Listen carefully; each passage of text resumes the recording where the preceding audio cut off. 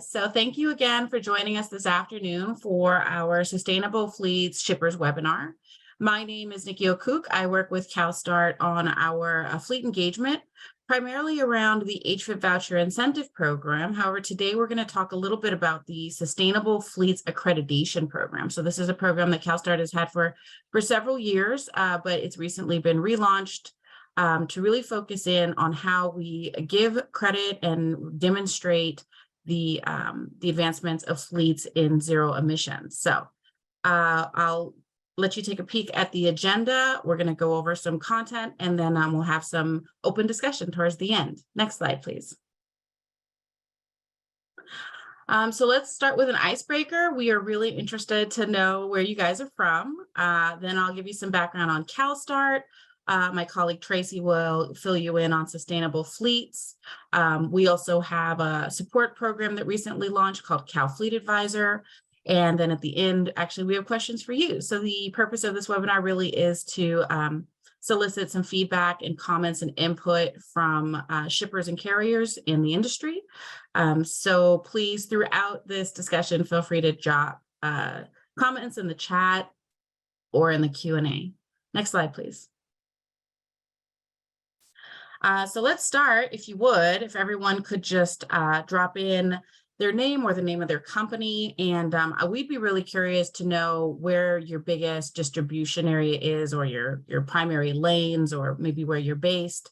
We are just trying to sort of figure out the geographic distribution of folks here in the room and what markets you're serving. And then as I jump into sort of background on CalSTART and the Sustainable Fleets Accreditation Program and how it works, here's a couple of key thoughts that I'd really like everybody to keep at the front of their mind. Sustainable Fleets really is the first of its kind accreditation program for fleets moving to zero emission. So I think a lot of folks are very familiar with, say, SmartWay. And other sort of fleet accreditation or business accreditation. Maybe you've heard of things like LEED accreditation for building sustainability. We're very proud to work very closely with the EPA and the SmartWay program, but we view sustainable fleets as an even higher standard in pushing fleets really towards zero emission technology. Now, the question I'd like everyone to think about as we go through this program is, how could you use this accreditation? So up until now, we've really been talking to fleets about how the accreditation affects them, right? How the different levels, the gold, silver, and platinum level that Tracy's going to cover works for them. But this shippers and carriers webinar is really an opportunity for us to try to talk to customers, right? So if you're a shipper, if you're using contracted fleets, if you're looking for ways to move your goods on zero emission vehicles, what does accreditation mean to you?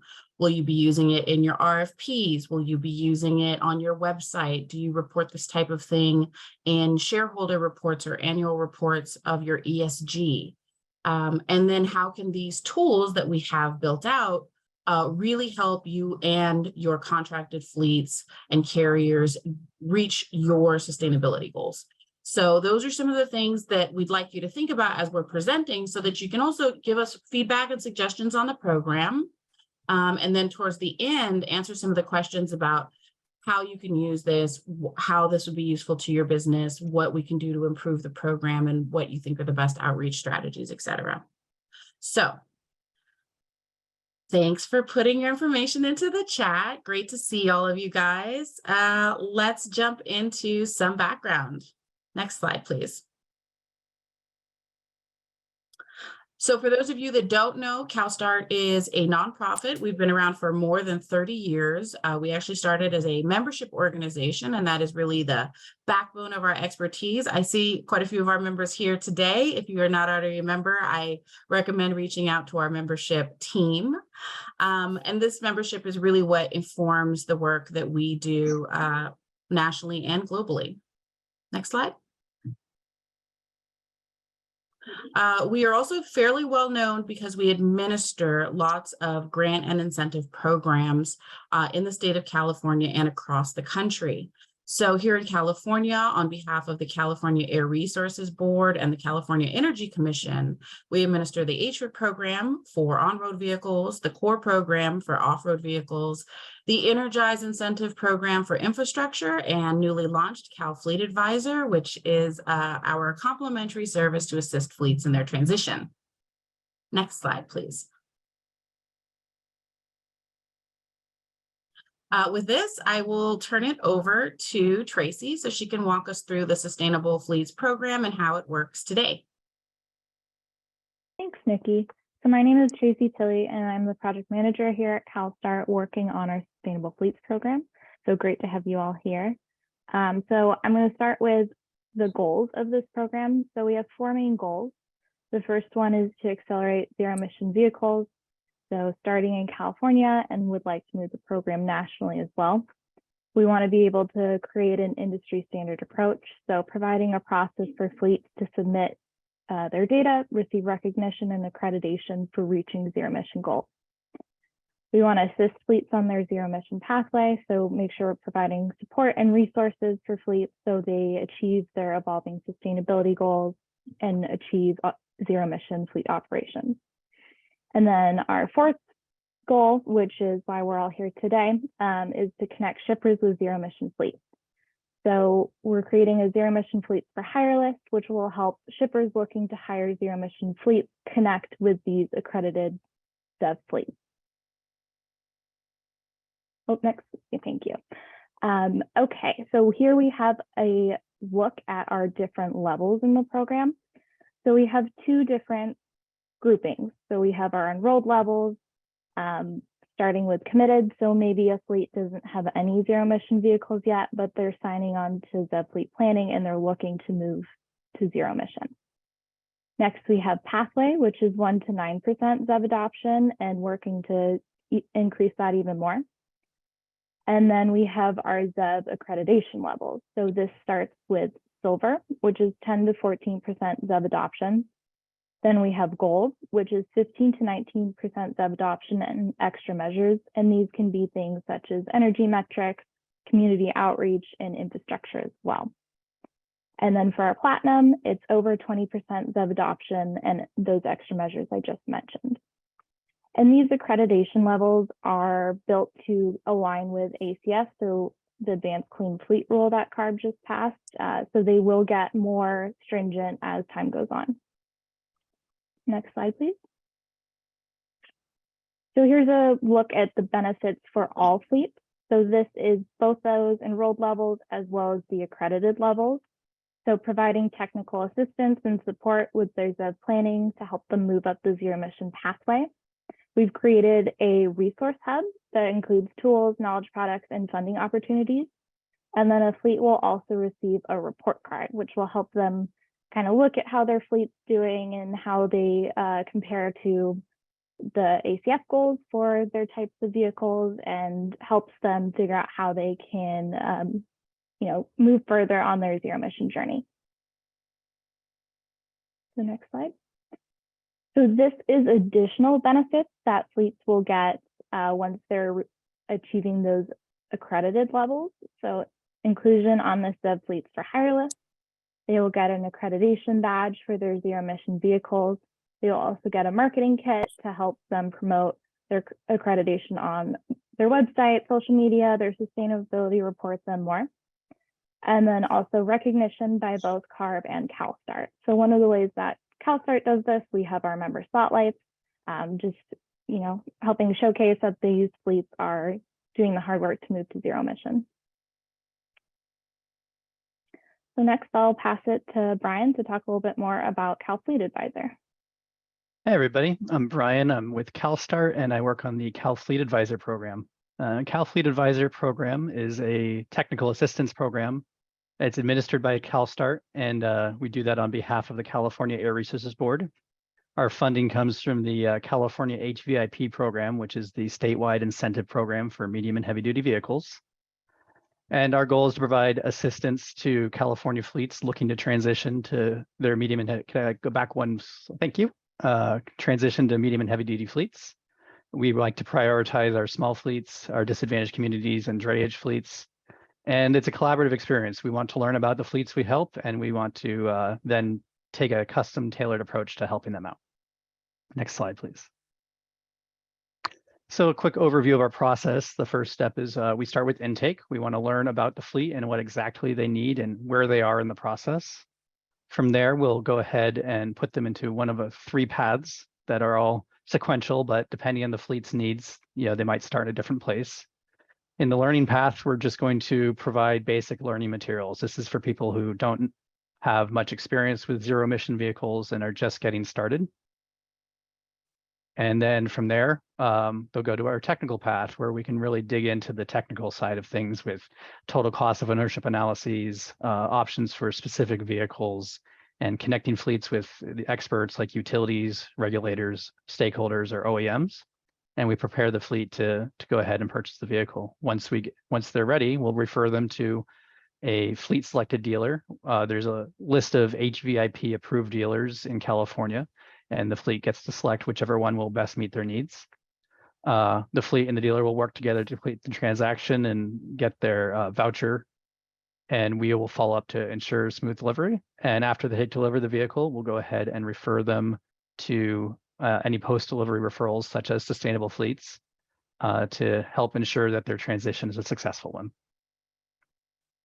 And next slide, please.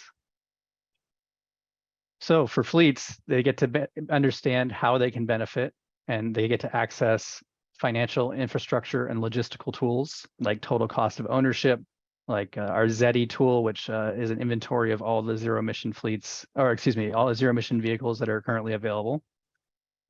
We can refer people to experts on incentives, technology, regulations, also dealers, utilities, and regulatory resources. And of course, we can provide access to incentive funding and guidance on the HVIP process. Next slide, please. So if you'd like any more information about CalFleet Advisor, or if you want to get started with us, go ahead and go to calfleetadvisor.org. At the top, you'll see that you can click on Get Started Today, and you can either ask a quick question or go ahead and complete our intake form, and we'll reach out to you.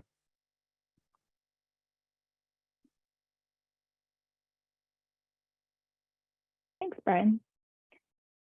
So this slide here shows you a little bit how Sustainable Fleets and CalFleet Advisor are related. So we have our different processes for the 2 programs, couple different entry points. So you could come in through CalFleet Advisor, go through the process Brian just outlined, and then get referred to Sustainable Fleets.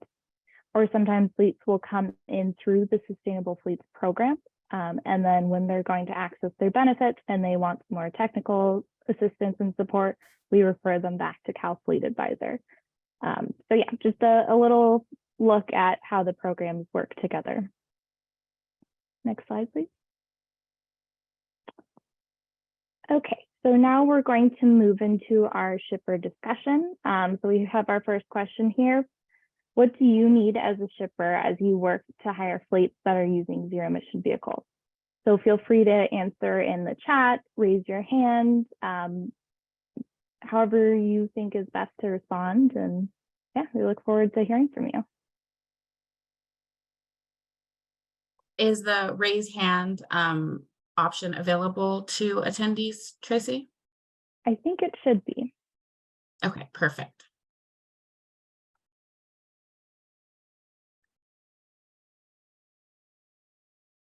So part of the background on this question, I would say, is that when we first started developing Sustainable Fleets a couple of years ago, we heard from some sort of big nationwide shippers that they were really looking for a super easy way to communicate to internally to their management, but also to their customers, that they were in compliance with all California regulation, because California regulation felt like it was moving pretty fast, that maybe other states weren't aware of what was happening at any moment. And they wanted something that sort of represented for them a badge of reassurance and recognition. Now, of course, we are not the regulatory agency, right? CARB is the regulatory agency. And as the Advanced Clean Fleet Rule comes into effect, Fleets will need to comply with that, and then their compliance will be searchable online, much the way that current truckers compliance is a searchable online database.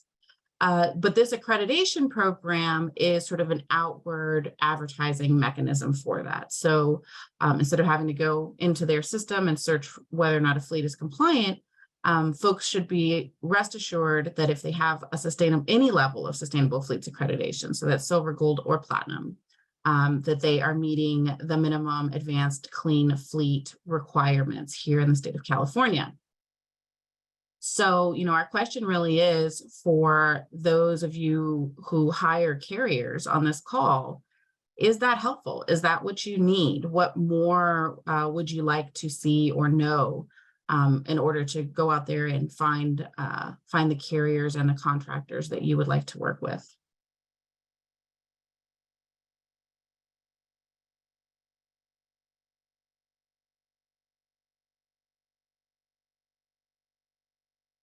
I don't see any raised hands. Are you seeing raised hands on your end, Tracy? No, I'm not seeing any.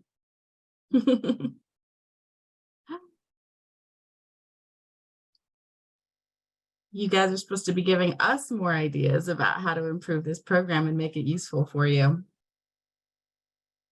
Oh, I see one hand.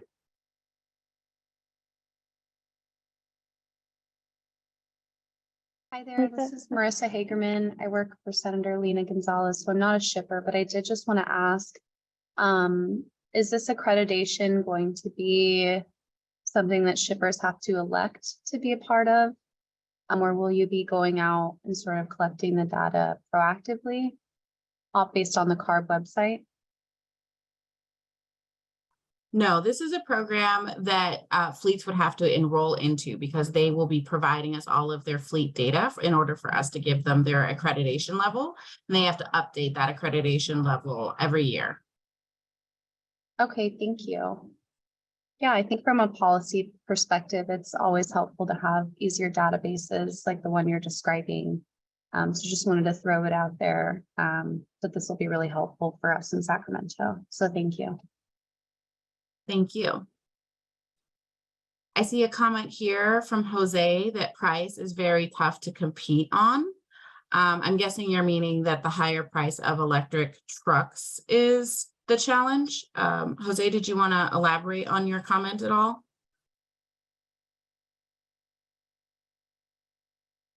Yes, he says he's talking about the higher cost of electric trucks.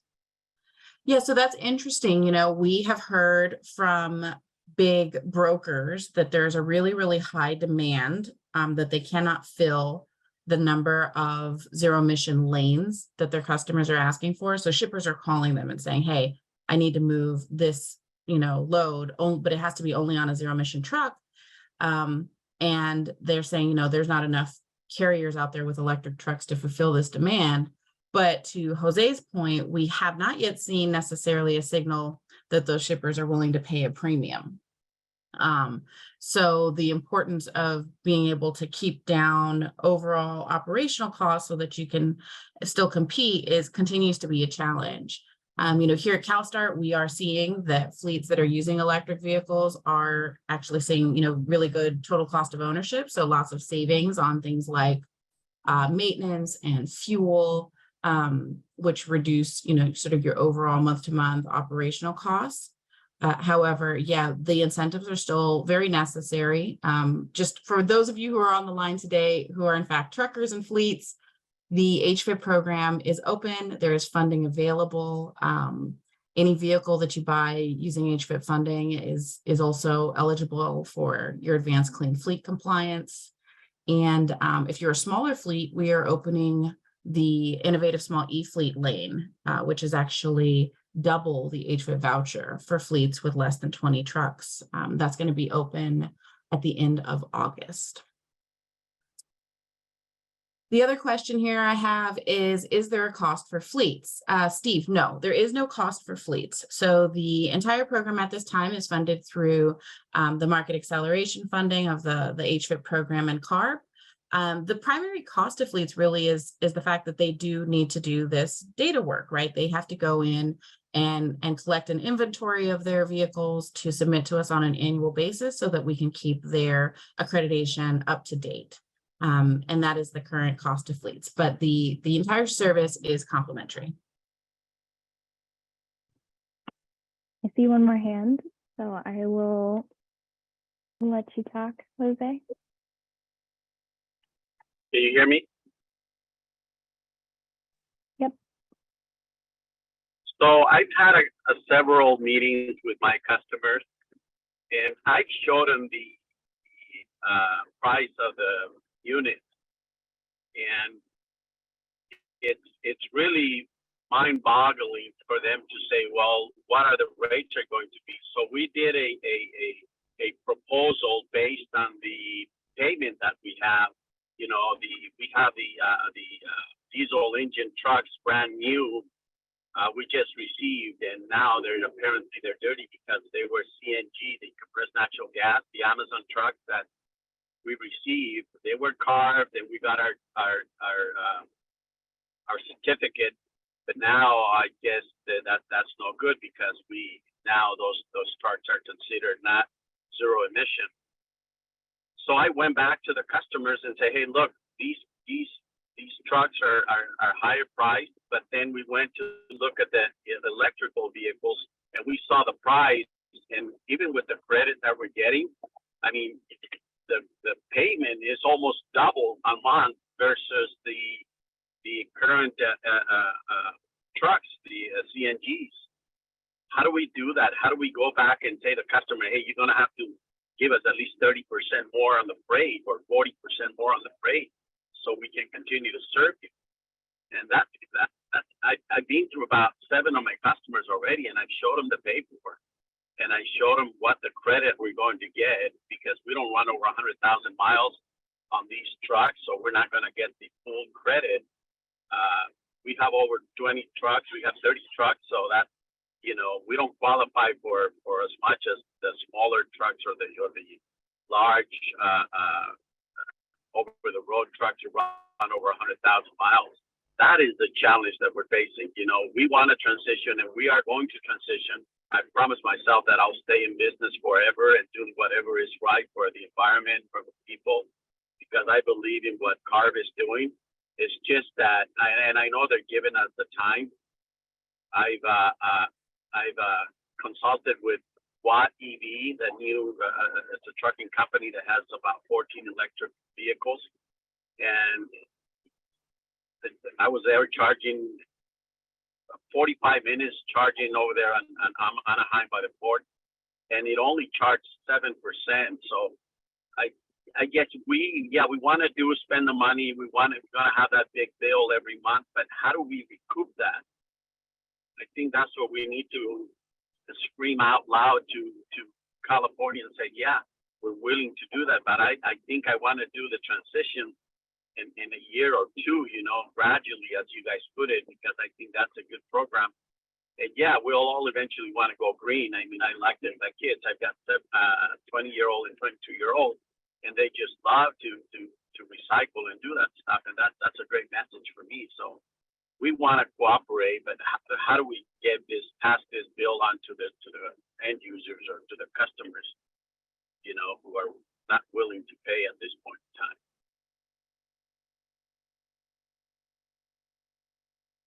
Yeah, that's really interesting and so important to hear. So thank you for that, Jose. I hear a couple of things in what you're saying. You know, one, that it sounds like fleets need help to justify some perhaps increases in rates for zero emission lanes. It also sounds like you're worried about your recent natural gas truck acquisitions. Though I will remind you, though, that as a fleet of less than 50, you are not regulated by the Advanced Clean Fleet rule. So your natural gas trucks can serve you for many years to come, though they don't work necessarily in this zero emission accreditation program. But we're really happy to hear that, you know, perhaps the next generation of investments for your fleet will be moving towards the zero emission vehicles and figuring out charging for that. I promise you that that'll be the next step, you know, 100% zero emission. and I'm all for it. But yeah, thank you for understanding that. I'm bringing. I got the quotes already. I mean, I'm going on Thursday to see the electric vehicles with Velocity and their salespeople, and I brought them the purchase price to the customers. If we've exercised the price of it and say, hey, look, here's the price per truck, and that's what they are really. You can see their eyes. Wow, what are we going to do? Well, we're going to have to adjust the pricing. Yeah, and just, I guess, just on a one-on-one note, I would also mention to take a very close look at how you can use the new federal tax rebates for zero emission vehicle purchases. They can greatly reduce the tax burden. And there are ways to transfer that. But our Cal Fleet Advisor team, I think, would really like to talk through this scenario with you, or build out a couple different scenarios with you to figure out what are the next steps for you and your fleet. So make sure to take down the Cal Fleet Advisor contact information. Well, I'm getting some warnings in here. Be careful when you talk about the 50 truck fleet limit for advanced clean fleets. You're absolutely right, Matthew. That also applies differently within certain segments and also within drayage. So all new drayage trucks starting next year into the drayage registry will need to be zero emission as well. Do we have any more hands, Tracy? Yeah, Claire had her hand up as well. Hi, I just wanted to add, because I've worked with fleets in similar situations as you, Jose, and how they're able to justify the higher upfront costs on the vehicle is like the fuel savings over time. Like, it's more expensive at first, but you're going from paying $2,000 a month for fueling per vehicle to like $450 a month. And so I'm wondering, like, if you're actively using or think about utilizing like LCFS credits to offset some of the upfront vehicle costs over time as well. But I'm happy to work through these things with you offline through Cal Fleet Advisor. So I'll make sure that you get my contact information. thank you.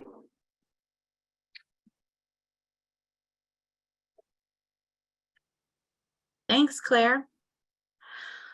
So the question we have up on the slide right now is again directed towards shippers, which, you know, is again, when you're going out and looking for your contracted carriers to haul on a to haul your products using zero emission vehicles. You know, how do you check that? What sort of assurances do you need? I think one of the things we were also hearing from shippers was that maybe they were looking for a way to document the number of miles or cargo tons that were shipped on zero emission vehicles for their own reports. So if there's anyone here who is generating those reports, who's thinking about scope 3 emissions, who's wondering how to pick the best fleets to work with, we would love to hear from you what tools and data would be of interest to you in making your best choices.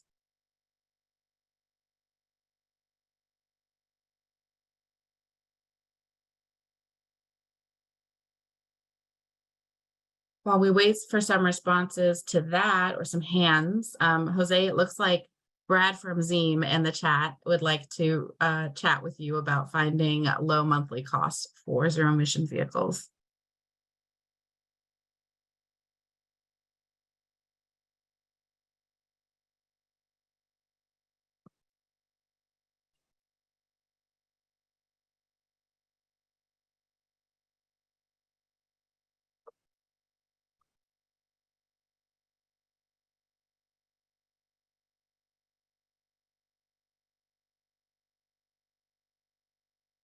All right, well, since I'm not seeing any hands or any live feedback coming in from our attendees, you guys can count on us following up with you one-on-one via email later. Next slide, please.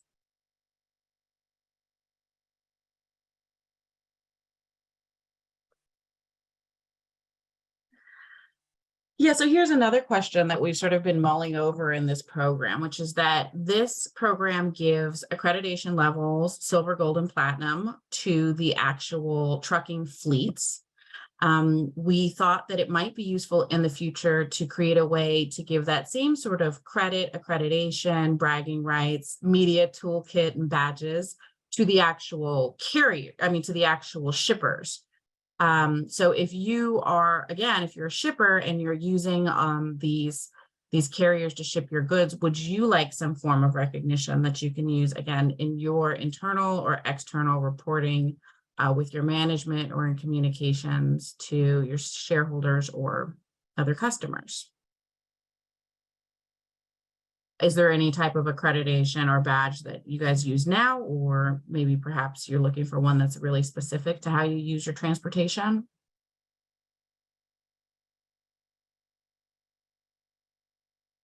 Again, you can raise your hand. You can put it directly in the chat if you like.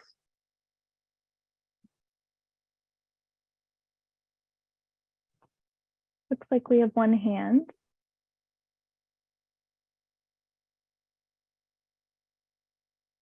Hi guys, this is Matt Schrapp at the Harbor Trucking Association. And hello, Nikki, and thank you for answering that quick clarification there about drayage and ACF. Really appreciate it. This stuff can get confusing for fleet operators, obviously. And just to answer your question, you alluded to it earlier, for fleets at least who have these type of accreditations, is SmartWay is really the bread and butter, which has been around for quite some time, that fleets use and promote relative to fuel use and some other scoring factors, obviously, as you're aware. So this is exciting that there's another pathway potentially for fleets to be able to highlight some of the investments that they're making and encourage their shipper partners to utilize and pay rates accordingly. I was just curious, you guys are only looking at the fact that the vehicle being used is a zero emissions vehicle? There's no consideration of fuel, be it generated from solar or other generation, battery storage, or versus grid. It's merely just whether or not you run zero emission trucks. Is that correct? Well, let's see, Giovanni, if you could tick back a few slides to the accreditation levels. Tracy can explain that we do have some, what are they called? I'm sorry, Tracy, additional steps or? Extra measures. There you go. Mm-hmm. Yeah, so that's something we would look at in the extra measures section. And those are a little bit open right now because we want to hear feedback from the different fleets on, various things that they're doing, like you mentioned. Yeah, we've seen some examples like on-site energy storage or on-site energy generation. Extra measures in, I think, at least one scenario, at least also included some element of community engagement or workforce development as part of their zero emission transition. So there are opportunities to get higher accreditation levels based on sort of going above and beyond. Okay, great. That's fantastic. And I know that it sounds like it's pretty open-ended right now. Would you consider use of other equipment, forklifts, yard hostlers, other types of zero emission equipment that might not be, what we consider quote unquote on-road trucking? We've definitely gotten a lot of interest about off-road. So I think in the future, that's something we would like to incorporate into the program. Right. And I think we just need to be careful, especially with the UTRs and calling, or, yard hostlers, yard dogs, whatever we want to call them, that they aren't necessarily off road specifically. They are typically registered to be driven on road and registered in that regard. So that's exciting stuff. Well, I'm sure you guys will come up with some unique and creative ways. So I appreciate the clarification. Thank you. Thanks, Matt.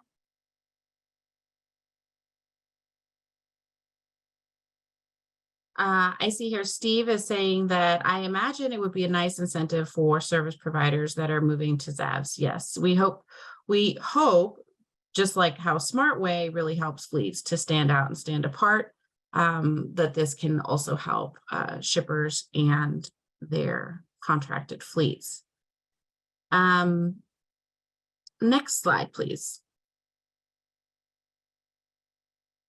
I think this is very similar to the one that the question we had before. Was this slightly different, Tracy? I think this is the same slide. So I think it's, if we go one more forward, get to the next one. Yep. Oh, yes, this is a perennial question here. We're very used to using language like providers, fleets, and carriers. But when we discuss their customers, is shipper actually the right term for us to use? Because we're going to begin building out the webpage on this accreditation as a way to sort of market to shippers. But we want to be able to make sure we're reaching the right people. Matt, I heard you also use the word shippers. Are those your fleet's customers? Is that what we call them, shippers, or is there another industry term we should be aware of?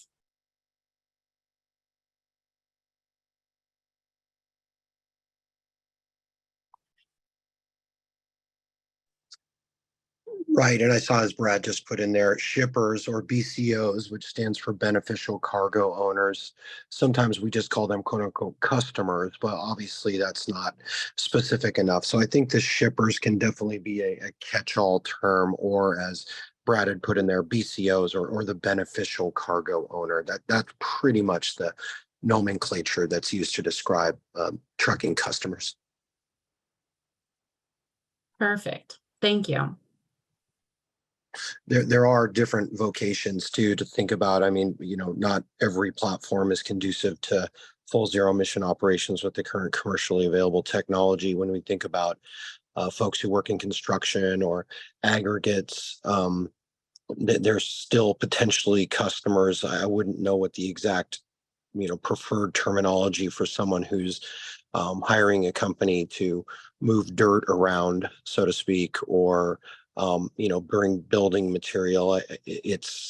That might require a little bit more nuance, but I think in general, that terminology is widely recognized. Great. Thanks, guys. Next slide, please. Okay. So here's an interesting one. We know that a lot of these shippers and BCOs, as you pointed out, right, you guys have very close relationships with your contracted carriers. At some of the larger companies, you can think of, FedEx or I think I saw IKEA on the line here to call you out.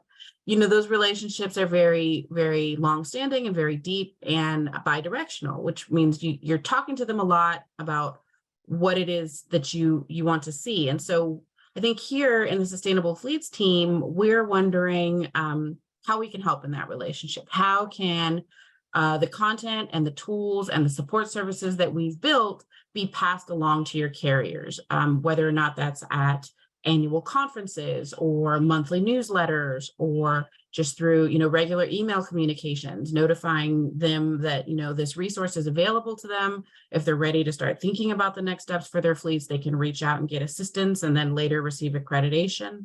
So we'd love to hear from you guys if those things exist, or if you guys have any big recommendations about how we can make our program and our content easily accessible, but also easily shareable with those contracting fleets.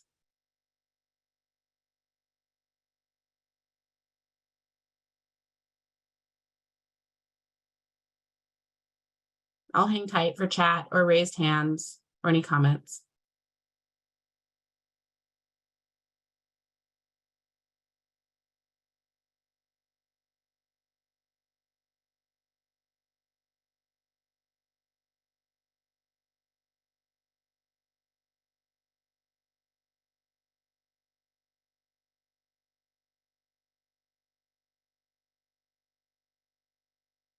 I'm not seeing any, which I will assume means that you're happy to let us broadcast our resources in your ISP newsletter.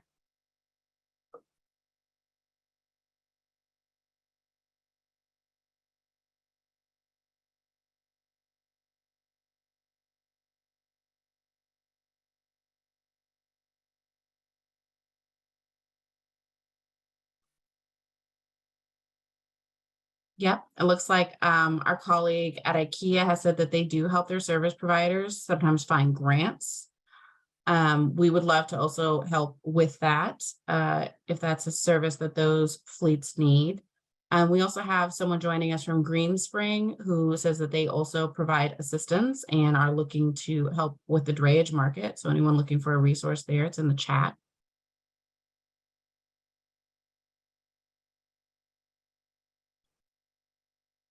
Any other questions or comments about the program, sort of how it works? If folks want to get slides or brochures that they can send to other carriers about how to participate in this.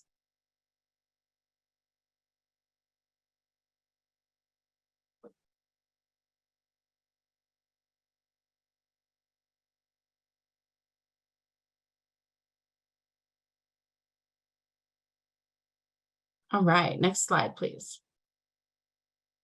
Oh, I see we're on the next slide. Oh, if anybody has thoughts on the type of assistance our CalFleet advisor can provide. As it is right now, we've just launched a couple months ago. We find ourselves very often troubleshooting with folks who are still trying to figure out what's the best vehicle for them or the best infrastructure solution.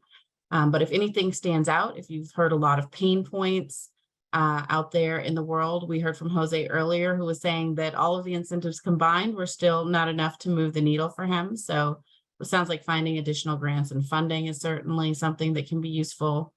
If anybody else has heard things that you think we should take note of in addressing and assisting fleets in their transition, let us know.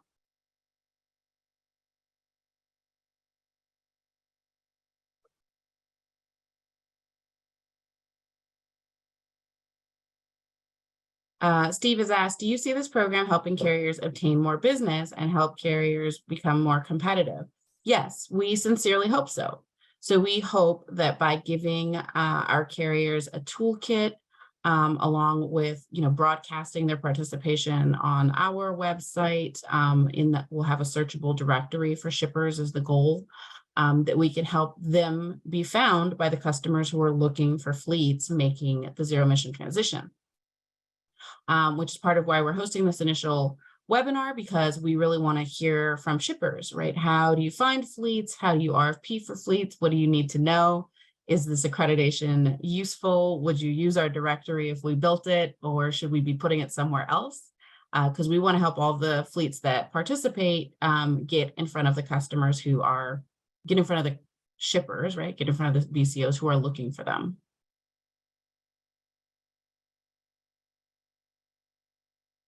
It looks like we've got a comment from Brad. Please provide a certified standard tool for measuring GHG impact of using zero emission trucks. Okay, so that's interesting.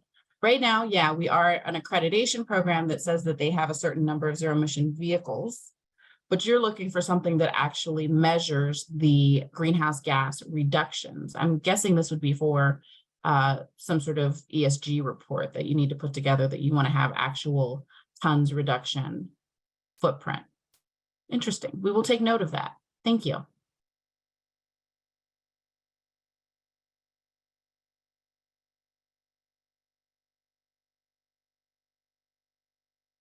Brad says, yes, shippers want to know.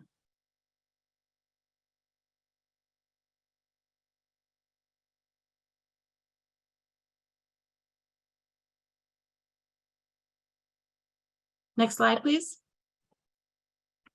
Do you have a hand up? All right, go ahead.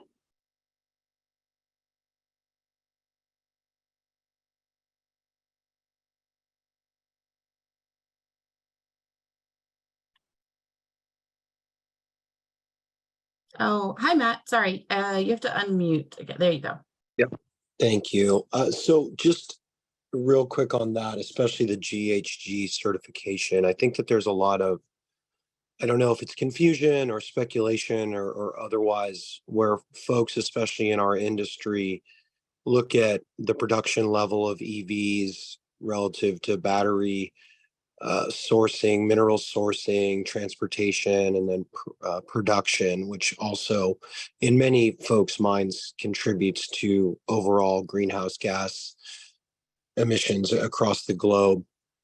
And knowing that there have been some studies on the light duty side, I don't know of any that have done some studies on the heavy duty side, but that could be helpful also, I think, to help frame for folks where exactly the heavy duty trucks, which have much larger batteries and not so much going into the recycling component or the second life component once the battery's been used, but really that creation, if you will. I have discussions with people all the time, and I'm not sure if CalSTART is in a position utilizing the GREET 2 model or something to put together a mechanism or a tool for fleets to utilize, or to at least point to talk about some of those challenges that folks have relative to that, rural sourcing, et cetera. So maybe just one step further on that ESG side of things that, depends on how deep that scope 3 emission wants to dig. I think it could be helpful overall.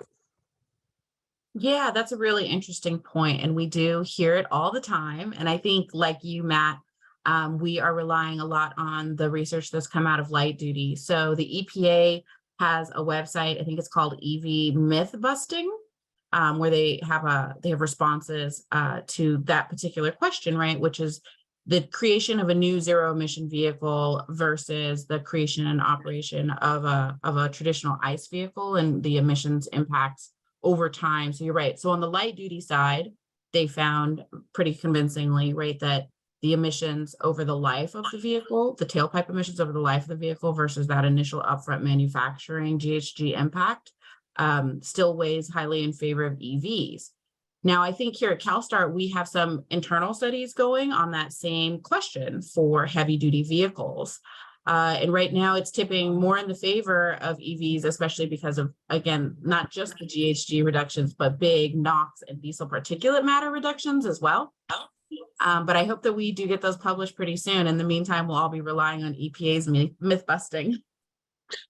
That's great, Nikki. And it would be helpful to kind of in this discussion into this transition, because as you know, right, heavy duty batteries, especially in the class 8, could be 5 to 10 times the size of the batteries that are in the light duty passenger vehicles. So encouraging to hear that CalSTART's working on that. And California's always led the way. So I'm hoping that we will see something sooner or later. So thank you. Thank you so much. And it looks like Brad also had a resource which he has dropped into the chat for us. The American Transportation Research Institute. Thank you. Next slide, please.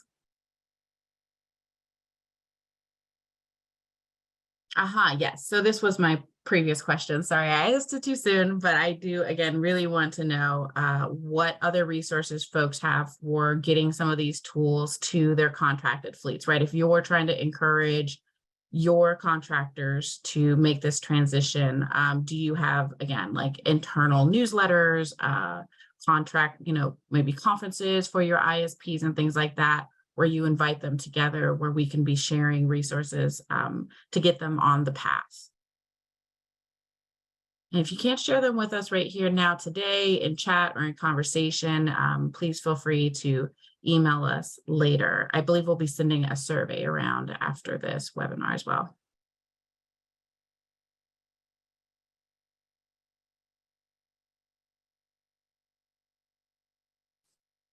Same question. You guys think that you'd be able to use something like this in an RFP, or is it not useful until you've been able to, I don't know, gather those GHG data? What signal are folks using now to tell their carriers if they would like to have their goods moved on cleaner vehicles?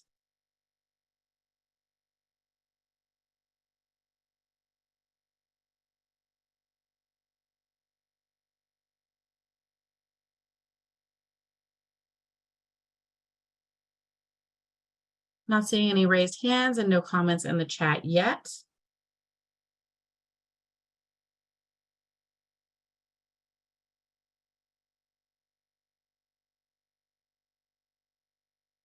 Next slide, please. There is all of our contact information. I'll turn it back to you, Tracy, to close us out. Thanks, Nikki. Yeah, so here we have some different contact information for sustainable fleets. We have our website, our general sustainable fleets email, and then my email as well. So if you'd like to discuss this further as we start to build out our shippers page, we'd love to hear more from you, hear all your ideas, feel free to contact me. Claire, do you want to go over the Cal Fleet Advisor information? Yeah, just real quick. So my name is Claire Bachman. I oversee the Cal Fleet Advisor program. If you're a contractor for shipper, I'm working with those in similar situations as you. So please email Cal Fleet Advisor at californiahfip.org, and I can try to provide some guidance. And just work through your specific situation as best as we can. Thank you. Thanks, Claire. And then we also have the HFIP information as well. So you can go to californiahfip.org or email info@californiahfip.org if you want to learn a little bit more about that program. And we want to thank you all for joining today. We really appreciate all your feedback. And yeah, feel free to contact any of us if you have additional questions, and thanks for joining.